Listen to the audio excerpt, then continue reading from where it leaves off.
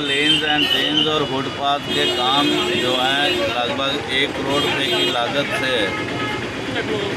मेरी इस कॉन्स्टिट्यूंसी में शुरू हुए हैं। सबसे पहला काम जो है वो जीवल 19 नंबर वार्ड में जो फुटपाथ का था, जेपी चौक से अपने पंडित प्रेमनाथ डोगरा चौक तक वहाँ का, और दूसरा ये अपने लाहौर बाज़ार की ड्रेन का काम,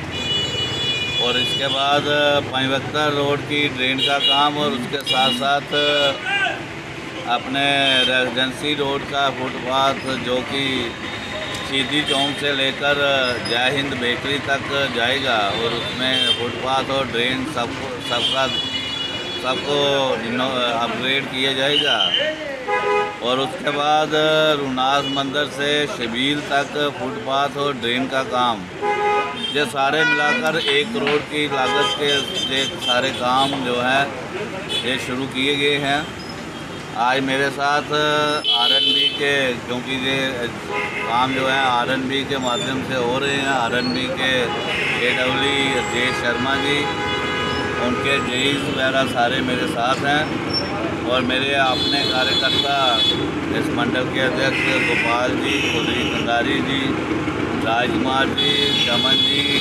केरनी जी, प्रवीण केरनी जी, अश्विनी शर्मा जी, बाकी सब